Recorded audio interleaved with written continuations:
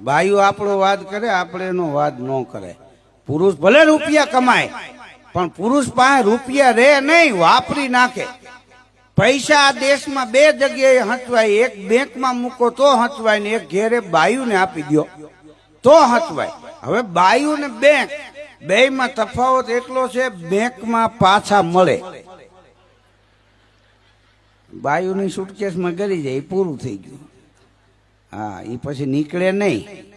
હમણાં એક બેન બકાલા માર્કેટમાં ગયા ને, બકાલા વાળાને કે ટમેટાનો શું ભાવ? તો કે 80 કિલો, કે 1 કિલો આપો.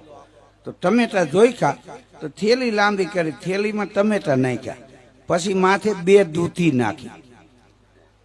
તો બકાલા વાળો કે બેન તમે ડબલ ગ્રેજ્યુએટ લાગો છો. તો કે હા, એકચ્યુઅલી તમને કેમ ખબર પડી ગઈ?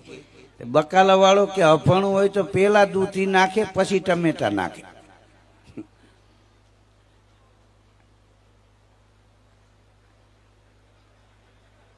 કારણ કે ટમેટા તૂટે નહીં.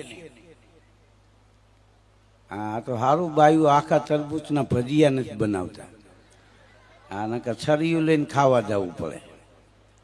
હા હા, તમે જો બાયુને 500 રૂપિયાથી માંડીને 35,000ની હાળી લઈ દો, પેરી પેરીને જૂની થાય ને, એના ગોદડા બનાવીને આપણને ઓઠાડે. હા, આપણા લેંકાના પોતા કરી નાખે. એમ છતાંય કાપડ વધે તો પગ લૂછણિયા કરે. હા, પછી વાતું કરતા, હા હા તમારા ભાઈ હાવ લેવાતા જાય. કીધું આખું ઘર પગ ઘહી જાય. હા, એની હાળીઓના ગોદડા બનાવીને પુરુષને ઓઠાડે, આપણા લેંકાના પોતા કરે, પગ લૂછણિયા કરે. એમ છતાંય વધે ને કાપડ તો બકાલું ભરવાની થેલી કરે, એમાં મૂળા નાખીને જતા હોય. બોલો.